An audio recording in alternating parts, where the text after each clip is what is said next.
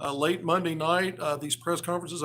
I keep tweeting out that I'm going to be 30 minutes after the game ends, roughly, but the post-game pressers take close to an hour, trying to get things together. So if you're up late on a Monday night for this post-game, welcome to HogvilleNET YouTube Live. It's my analysis following Arkansas, number 14, Arkansas Razorbacks 86, Old Dominion 77. It was a game where Arkansas fell behind 3-0 early. Ended up going up 7-5 and never trailed from there. Had a lead the rest of the game. So from the early stages on, Arkansas leads. But Arkansas can never put this scrappy, gutsy Old Dominion team par excellence on the offensive glass, and just had its way in the second half offensively. Arkansas built two 14-point leads in this game in the first half and again in the second half, but could never get over the hump and put Old Dominion away. In fact, there were times when it seemed like Arkansas was living at the free throw line and could do no better than 1 for 2. And in some of those stretches where Arkansas was going multiple times, in between those 1 for 2 trips, Old Dominion was knocking down a three or getting to the basket or getting an and one opportunity. And so that's how the Monarchs were able to chip away. And really every time Arkansas either got to a double-digit lead or close to it, there was a little mini spurt, 5-0, 6-0. There was an 8-0 spurt in the second half. And that's how Old Dominion would claw back within a 2-possession game, 6 points, 5 points. A couple of times they got within 3, including the second half. And so Arkansas, again, never trailed once they led 7-5 early, stayed in the lead, just couldn't grow it beyond 14 points. And then Old Dominion, once you got it that high, was able to chip away every time and get it back in single digits. And again, sometimes down to 2-possession game, a few times a 1-possession game. You would have thought Arkansas maybe had a chance to win this game by 15 to 20 points if it had just taken care of business at the free throw line. 18 of 29 for 62%. Another horrible night, especially when you considered you held the opponent to 5 attempts. Old Dominion made 4. That's about the only place where you looked at Arkansas on any stat and said Arkansas really dominated there was getting to the free throw line. They just didn't cash in. So 18 of 29. You took 24 more free throws than your opponent did, but you didn't shoot very well from there. And it kind of helps explain a 9-point win, but there were so many other things where Arkansas really didn't live up to what Eric Melsman's expectations were. He's been talking about, has, about the Hogs being weak physically, contesting for defensive rebounds. Even when they had good defensive possessions, not closing those out. I mean, just 2 or 3 minutes into the game, Old Dominion already had 4 offensive rebounds. The Monarchs end up, when you start looking at the glass work, they were plus 4 overall on rebounds, and that was the same for offensive rebounds, and it was close, 16 to 15 in second chance points. But I think the big thing there was Arkansas did not finish out some good defensive possessions in the first half with offensive rebounds. It allowed ODU to stay in it, and then the second half, Arkansas's defense let down inside and out. And then it was just a back and forth game because Arkansas's offense was clicking. I mean, 86 points back in the 80s again in this game. Arkansas shoots 30 of 59 from the field, nearly 51%, 8 of 19 from 3. So a good volume of takes, and you're at 42.1% from there. This is a 40-plus three-point shooting team Arkansas is so far now through 3 regular season games. That's a far cry from what they've been, but in a game like tonight, some of these positives get lost a little bit because I think Arkansas fans at this point, you're playing home games. Old Dominion's a good Sun Belt conference team. We've already seen what James Madison out of the Sun Belt did on the road to fourth ranked Michigan State last week. Now James Madison's ranked. This is an Old Dominion team now 1-2, back-to-back road losses, and it was a team coming in on really, a 2-day turnaround. So even quicker than Arkansas's 3-day turnaround. You would have thought advantage Arkansas. I thought ODU was probably the tougher team going after 50-50 balls, going after those offensive rebounds. And then in the second half, it seemed like everything ODU did on offense worked, and Arkansas was out of position on drives. They had wide open 3-point shooters. And then there were some 50-50 ball losses in that second half where you thought Arkansas did something good, and all of a sudden ODU's finding a way to get the ball back and get a bucket. So not all of those offensive rebounds were clean. Some of it was just out fighting Arkansas for the ball. That happened a lot in this game. Turnovers 10-4. Arkansas did win that battle, +6. Only 4 turnovers for the Hogs. They've cleaned that up in this game anyway because they were at 15. It seemed like every game. That was a positive. 18-4 in points off turnovers. So I guess I said the free throw line was the only place Arkansas dominated. Second chance points was another. Now Arkansas makes free throws. Again, this is probably a 15 to 20 point win. They didn't. Hogs didn't do that. Points at the paint, Arkansas was plus 12. It was tied up at halftime. I think it was even in the points in the paint. So Arkansas did finish plus 12 there. A lot of Old Dominion's offense in the second half of those from the 3-point line. Man, that team, I mean, they haven't been a good 3-point shooting team. Arkansas held the 3 of 11 in the first half. So doing the job on the defensive end, guarding the 3 line. And then the second half, at one point I had Old Dominion's going 6 of 7 from 3 at one point in the second half. But the Monarchs end up 11 of 24 from 3, 45.8%. That's better than their overall shooting. So Arkansas did the job inside the arc, even though they gave up those offensive rebounds. But 31 of 71 overall shooting, 71 shots for an opponent. That tells you they were getting a lot of second chance opportunities, second looks at it. But the 3-point shooting, 80% of the line, but only 4 or 5. So Arkansas didn't foul, did a better job of taking care of the basketball on offense, not fouling on defense. Those have been 2 problem areas in the past for Arkansas at times already this season, not tonight. And it was stats like that. And then, I mean, you were plus 14 and makes the line. Even though your efficiency was getting the crapper at 62%, you still got there a lot more, 24 more attempts than your opponent. And so you were plus 14 there. So those were probably the strong areas for Arkansas.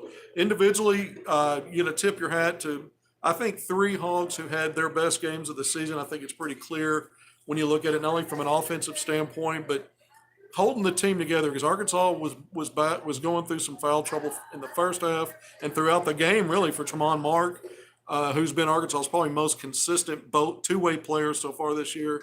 And then Khalif Battle, the team's leading scorer, also had on the season had foul trouble in that first half, had to sit some, and it wasn't his best game. Still efficient, but it wasn't his night. I mean, 2 21-point games back to back, and tonight he's at 13, but. So those 2 guys, I thought other guys picked up the slack. The 3 guys I think had their best games of the year. Let's start with the senior guard, L. Ellis, 6'3" guard, led Arkansas in scoring 17 points, 7 of 11 from the field, very efficient. 1 of 2 from 3, only 2 of 4 at the free throw line, but 8 assists. That's a season high, game high. That was outstanding. I thought a lot of his assist work was setting guys up from 3. I talked about Arkansas' success shooting from 3 tonight. A lot of that had to do with L. Ellis. I think he assisted on more than half of those 8 made 3-pointers.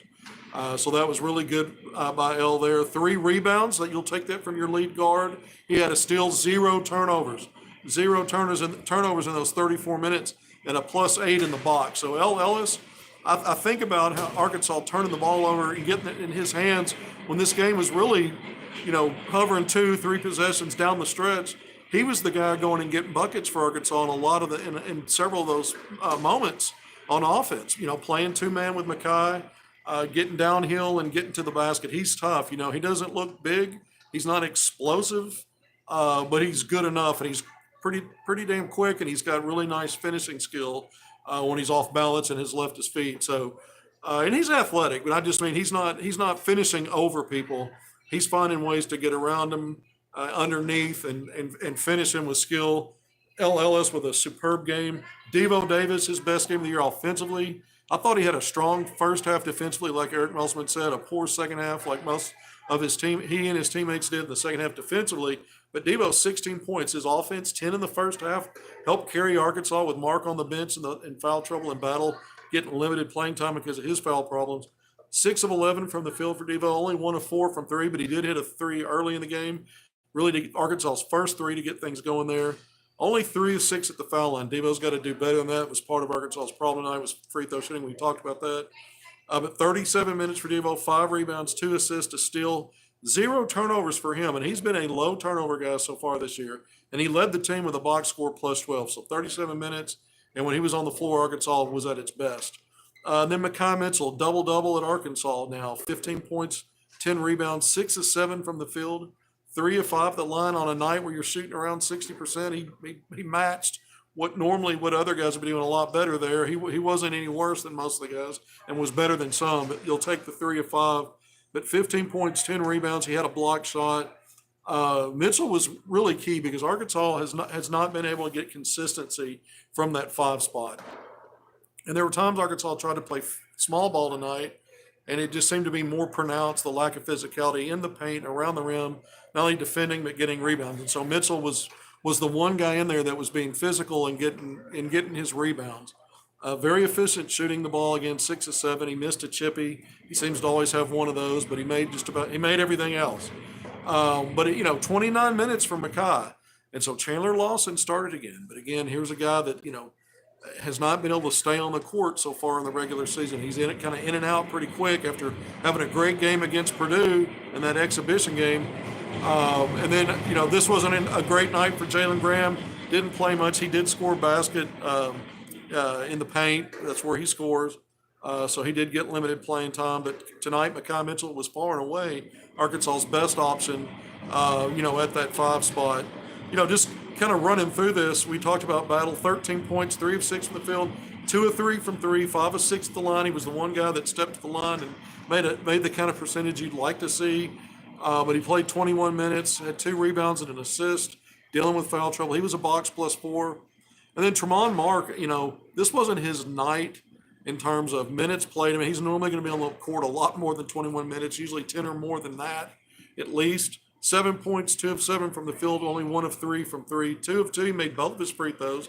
That was big. Another big rebounding night for him, though, from that wing spot, 6 rebounds. He's consistently been rebounding the ball. He had an assist, but his box was a +8. So when he was on the floor, Arkansas was at the better of it. There was a stretch down the last 9 minutes where Arkansas was going to go small. That was effective for a little bit. Then Mark picked up his 4th foul, brought Mitchell back in. There was points once that happened. There were stretches where it was good for Arkansas, and then Old Dominion would climb back in. So no matter what Arkansas did, big, traditional, no matter who was on the floor, Arkansas would have a spurt and ODU would come back with its own. And it just never was a night where Arkansas could get away, run away in this game. It just didn't happen. But Arkansas also never trailed after they went up 7-5. I believe Arkansas was down 3-0, led 5-3. The game was tied at 5. Then Arkansas went up 7-5. So very early in the game when Arkansas went up 7-5, and from that point on, they led the rest of the way. But Old Dominion put a scare. I'd call it a scare. There were opportunities for this team it looked like it. Multiple guys. Musselman really wasn't happy with guys like Caesar, who wasn't really even in their scouting report. In my pregame, I didn't talk about him. I don't think he was mentioned in my preview article that I put out, a couple of days ago. So this wasn't a player that was on anybody's radar, but he comes in with 18 points in 16 minutes, scoring in the mid-range, scoring from 3. Blakeney was another guy that got into double figures tonight. We knew their best player, Jenkins, was the kind of guy that could have the kind of night he had. He was knocking out threes. He was getting and ones, driving, even some of his drives weren't directly to the cup. He was fading a little bit, but he knows how to play that game and finish off the glass with finesse after a hard drive. So it was a very crafty 6'5". They had a lot of size in their backcourt. I thought it gave Arkansas problems. It got Tremont Mark in foul trouble. I think this was the toughest matchup for him to this point, especially how he was able to deal with it because it was mostly fouls early for him. But just going through this game, I think the big storylines are, Musselman looks at the next game. Greensboro, a team that led Arkansas at halftime last year by 5 points. Lateral quickness, I've said it before. I said it in the preseason. I thought there would be some lateral movement challenges for some of these guys. But you don't expect Devo to have the kind of second half he did defensively. There were some busts there. The truth is, I've noticed, and I might have mentioned before, there have been some lapses with Devo defensively at times this year and in a couple of these games, but it's not consistent lapses. But in the second half, when you've got a whole second half where a team shoots as well as Old Dominion did in that final 20 minutes, it's a little bit on everybody. But I thought, with Mark being on the bench for so long, he's one of your better defenders. Devo having a poor second half. Battle's been good defensively. I just think collectively this team wasn't very good there. I haven't even mentioned Trevor Brazile. I didn't bring Brazile up. I haven't gotten him. I don't know how I left him out when I was going through individual performances. 11 points, only his least efficient game shooting the ball, 3 of 7 from the field. He did make 2 of 4, 50% from 3. Only 3 of 6 at the line, just another poor free throw shooting performance by Hog. 4 blocks, so he's had 9 blocks in his last 2 games. Really that's outstanding when you talk about rim protection and obviously, though, you're stopping the opponent when you're blocking shots, at least until they get the offensive rebound and maybe put it back in. But 2 assists, a steal. I think the biggest disappointment with Brazil right now, I mean, he played 31 minutes, only 4 rebounds. And I think when Musselman talks about playing with physicality and what is going to dictate whether or not how often he can play small is they're going to have to be more physical and go get rebounds. And you want, this was Brazil early last year before he got hurt. He'd have a great game rebounding and then an off game, kind of back and forth, up and down. So I'm kind of picking on him a little bit. I think that more is expected from him on the glass. But he does so many things very well. And it's still a big reason why. I mean, I thought his second half was better than his first half. He had a couple of early turnovers, almost lackadaisical, it seemed like. But yeah, the question that came over, do I think there's some lateral quickness? What do I think about it? And I do. I think there's some challenges there for some guys. And I think there sometimes is a tendency to let a guy go and run out and think one of your backline guys are going to defend it and clean it up. And I think, some of that's just bad habits. And Eric Musselman's not going to put up with that. In fact, he's going to get it worked out sooner, probably rather than later. But we've seen it take into the late December, early parts of to mid-January, sometimes when they're struggling with some things before they get worked out. This is an older team, more experience, and he's got more options. So I think some guys are going to have to get some things figured out. This was a game where, when you look at rotation and you look at minutes, a lot of guys played in the first half. This has kind of been a thing. Davenport checked in early for Brazil. Arkansas went small there, if you want to call it that. Layden Blocker, the true freshman, was back after missing the last game. He just returned to the Hogs a day or so ago, so he's back in the fold.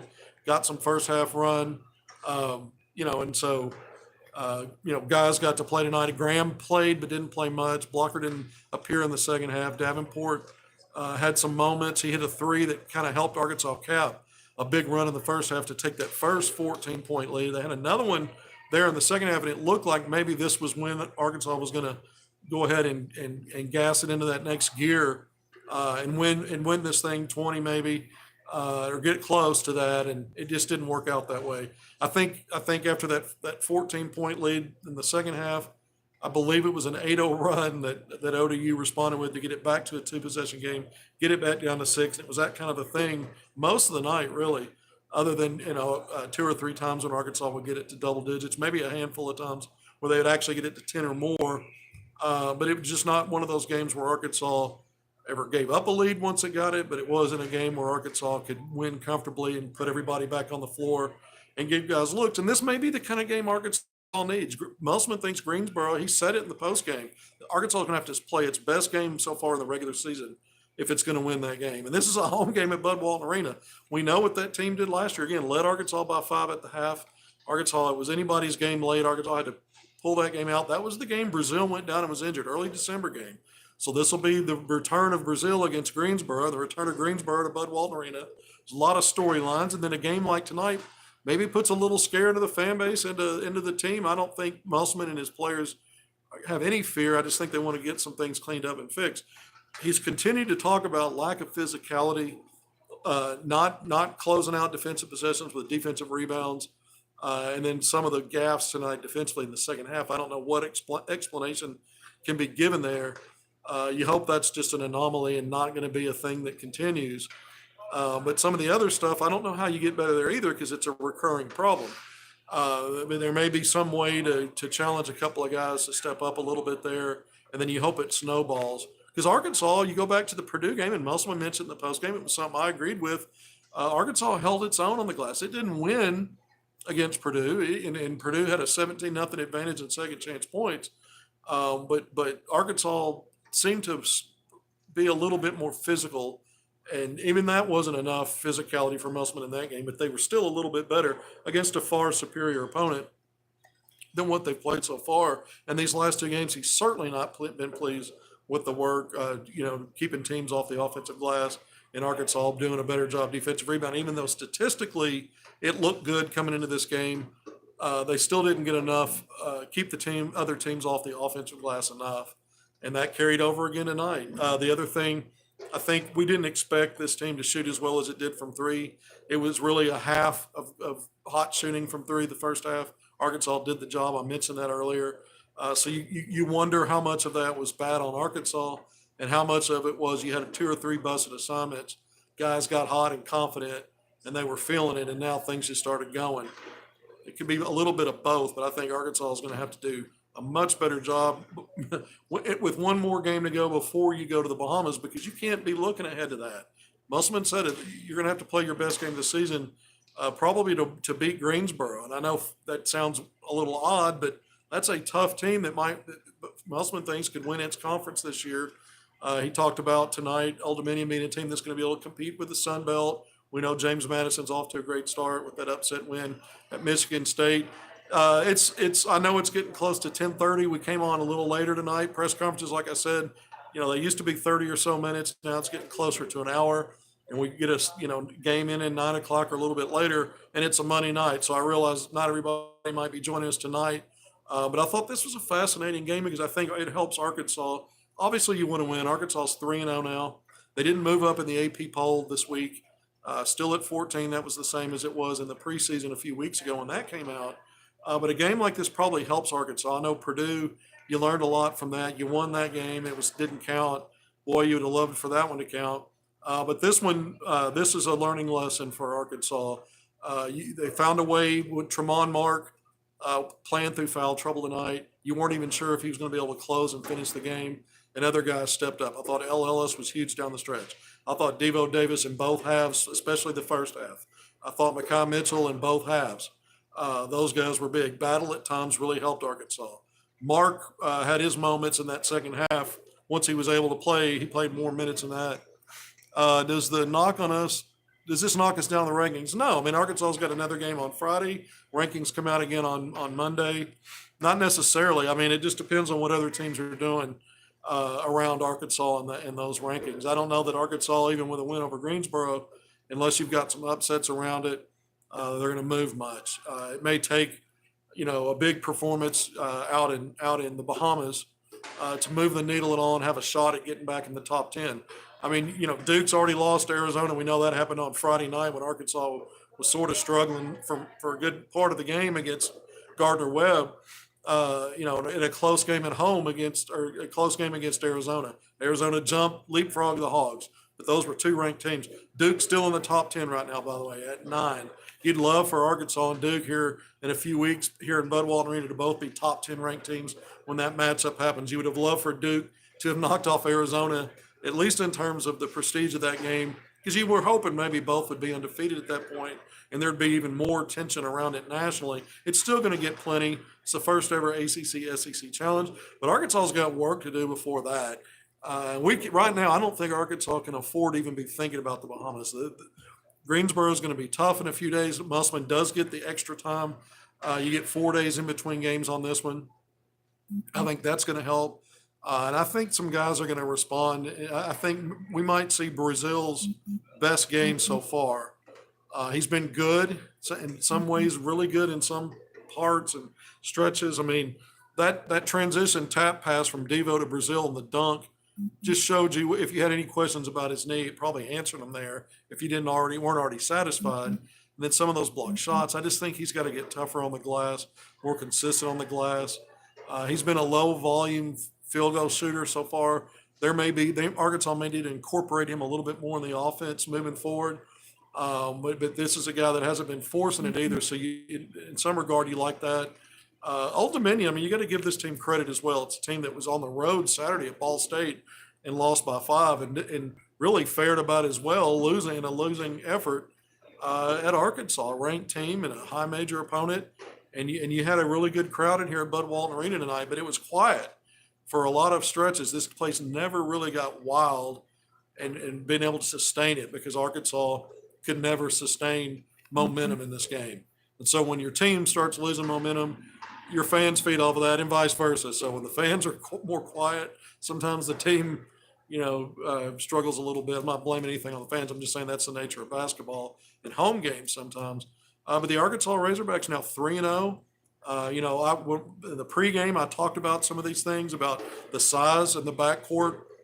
for Old Dominion. They were going to try to get downhill, really pressure Arkansas defensively and challenge. And I thought they did a pretty good job of that, especially in the second half where they had their way inside and out.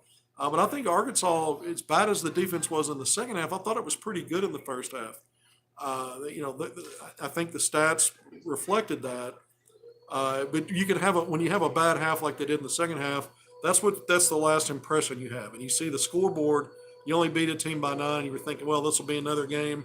Everybody gets to play both halves, maybe, and you find a way to have a nice cushion and kind of win going away. And that just didn't happen. One of the other things was this wasn't a good 3-point shooting Old Dominion team. Now I'm repeating myself, but I think that's really key because, even though Arkansas had lapses defensively, this team just stepped up and knocked them down. They haven't been good. I mean, it was like Arkansas last year was a horrible 3-point shooting team, but there was probably, less than a handful of games, but 2 or 3 games where the efficiency was there and probably surprised the opponent that night. Sometimes that happens in basketball. Old Dominion, I will say this also as a positive for the Hogs outside of shooting a lot more free throws and winning that turnover battle and winning points in the paint. Part of the points in the paint win and getting, what was it, 4? I think I said Arkansas won that 44-32. This is an Old Dominion team defensively, one of the best teams in the country last year and so far this year at limiting 2-point makes, keeping 2-point percentages down, a really good defensive team inside the arc. Arkansas obliterated. I mean, that, 51% overall from the field and 42.1% from 3. So Arkansas was getting it outside the arc, but 40 shots on goal inside the arc, and you made 22 of those. So, just real quick math, that's 55% that Arkansas shot on 2-point field goals. That's outstanding against a team that really keeps so you made 20 on a team, 22 on a team that was almost double what that team has given up. I think 12 2-point makes per game so far, small sample size, but last year they were really good at it too and ranked one of the better teams in the country. So Arkansas did some good things when we look at it offensively for the most part. The turnover battle, Arkansas only had 3 steals. They're kind of dwindling down when you look at statistically. Through the preseason, they were getting double-digit steals, 14 against Purdue, 10 against Alcorn State in the season opener. Last game, only 4 steals. Tonight, only 3. The flip side of that was Old Dominion only turned Arkansas over 4 times. So Arkansas's offense, that wasn't the problem tonight. It was the free throw line on offense. I guess if you want to say there was a glitch on that part of it, and then defensively in the second half. So just repeating that, Arkansas I think has been pretty solid defensively until that second half. Musselman, I don't think has felt that way in any of these 3 regular season games when he just peels it back to the physicality in the paint around the basket. I think there are certain areas that he's not pleased with defensively. I think his perimeter defense, 3-point shooting defense, and some of the other stuff has been solid until this second half. And so he doesn't want to go backwards. He's got to figure out a way to not only work on some of the things that have been recurring problems, but then say, okay, plus we can't have another half like this. Greensboro's coming in. We're about to go have a really rough. That next 6 games after Greensboro is tough enough. And then you go to the Bahamas. That's neutral site games. You got worthy opponents over there. Then it's Duke. Then it's Furman back here in Fayetteville. Knocked off a 4 seed in the NCAA tournament last year in Virginia. Then you've got Oklahoma in a neutral site. None of these games, these next 7 games are really, really tough. And Arkansas had a tough one tonight. So maybe the combination of this and some things learned against Purdue helps Arkansas still figure out ways. The one thing I loved, even with the guys in foul trouble, what do we talk about? We talk about this team under Eric Musselman, all this depth and versatility through 1 through 5, that he's got answers. He's got plug-and-play answers if there's foul trouble, injuries, all these different things. Tonight it was foul trouble. Tremont Mark and other guys stepped up. There were other ways to win. El Ellis had the ball in his hands a lot late down the stretch. It wasn't Tremont Mark this time. It was Ellis and Devo some. I thought everybody that played and that got heavy minutes tonight, because your top 6 guys, when it really came down to it, were Ellis, Devo, Mitchell, Brazil, Battle, and Mark. And although Mark with the 21 minutes, there was a limit for him there because of the foul problems, but still that was your group. And so we've minus Mitchell earlier today in the pregame. I mentioned those other names as your top 5 guys, and I think it'll be a rotation with the centers for now. Makai Mitchell's had nice back-to-back games. And Musselman said in the post-game press conference, Makai Mitchell had probably his best week before his best game, or his best lead up to this game. So maybe in the last few days, the last week, because he had a nice game on Friday night, took it to another level tonight. But he said in every way, shape, and form, better with coaches, better with teammates, better with the whole scenario. Well, better late than never. And I'm not saying that Makai Mitchell is going to walk on the court and play 29, 30 minutes every night and give you a double-double. But it's encouraging to see a guy step up when there were other things that weren't going right. Arkansas tonight had to be better on offense than a team that got hot. Arkansas was just better on offense. Musselman's been talking about it through the preseason. They're further ahead than he's ever had it on offense this early in the season. They've been able to install more. Thank goodness tonight Arkansas was able to just keep that lead because they were good on offense. Makai Mitchell is a big part of that. Not just his production, not just his efficiency at 6 of 7, but how comfortable guys are playing with him in that two-man game. You see him out on the floor when he turns and faces the basket. He's either ball faking a pass and making a next good pass, or he's hitting a cutter. And then when you get in two-man with him off DHO or screen game, guys get comfortable because of the way he times that and plays it. He's a very effective player. And then the rebounding tonight, 10, on a night when you're getting, that's where you're kind of getting clocked. He's the guy that says it's not going to be any, it could be a lot worse, but I'm not going to let it. He did go in there. He had some tough rebounds in traffic. There were some where I felt like he might have gotten fouled and there was no whistle. And so when sometimes you get, last year Arkansas had Kamani Johnson. He was the guy that would mix it up. Of the two twins, I thought Makai Mitchell was probably the more physical rebounder and the guy that was, probably a little bit like playing through contact a little more than Makai. Tonight, I thought Makai dished some out and did his job. And Arkansas needed at least one guy to be tough there. I thought Tremont Mark again had 6 rebounds. But these are things offensively now. These guys, all these names we just mentioned, but with Mitchell in that rotating 5 spot, I don't know that we can bank on the idea that now he's entrenched as the starting 5, or as if he comes off the bench early for Chandler Lawson, who started every game, but in the regular season, he's not on the floor very much. He starts, he comes out. Musselman's been kind of moving guys in and out pretty quickly. Coming off the bench to the game, Brazil had a couple early turnovers. He got substituted for right away. Lawson had a turnover, got substituted for. Mitchell was off the bench coming back in for him. But I think Mitchell in these last 2 games has so far been the best 5 player Arkansas's had in 3 games. When you put it all together, he's been the best tonight. Probably makes it an obvious point. And so we'll see if he's back in the starting lineup. We'll see if whether he comes off the bench or starts. Does he get the majority of minutes the way he's playing right now? And with some of these games coming up, Arkansas, if Musselman's pointing to physicality as the biggest issue, he's the one guy that has responded to that better than anybody else inside. So it might stand to reason he's going to be the guy. We'll see if some of the other guys can pick things up a little bit. Because I think Lawson, I've mentioned him, I talk about him as a connector. You got to be on the floor to connect. And so if you're having struggles with foul problems, turnovers, or not delivering some of the things that, he's a guy that at 6'7", 6'8", he's got all that wingspan. But I think Eric Musselman expects more from guys like him and Graham with physicality in there. And so we keep going back to that because that's what Eric Musselman's talking about. Go watch his post-game press conference. It's out there by now. You probably have seen it if you haven't. If you haven't, you need to because he goes through a lot of this stuff. And it's stuff you see watching the game. I'm sure a lot of fans got to see it tonight on the live stream, SEC Network Plus. One more of those games, that's Greensboro on Friday, another 7 o'clock start, another SEC Plus Network SEC Network Plus live stream. And then you're back. Then you're on ESPN for the Bahamas the following week and going into the Thanksgiving holiday. All right, we're about to wrap this up. I think we covered just about everything tonight. Arkansas wins at home, 86-77 to get to 3-0. It wasn't pretty. It was at times a slugfest. But Arkansas really, after taking that early lead, never trailed. 3-0 now, still 14th ranked. Next up is North Carolina Greensboro. Back here at Bud Walton Arena on Friday, 7 o'clock. I mentioned it. I'll say it again because people always ask. SEC Network Plus live stream. Until then, we'll have a pregame on Friday. we'll have coverage all week long, but we'll have a pregame YouTube live on HogvilleNET, YouTube live on Friday during the day. Should be back at Jose's Bar and Grill for that, and then we'll have another postgame in Budwalter Arena after the game. Until then, signing off. Good night.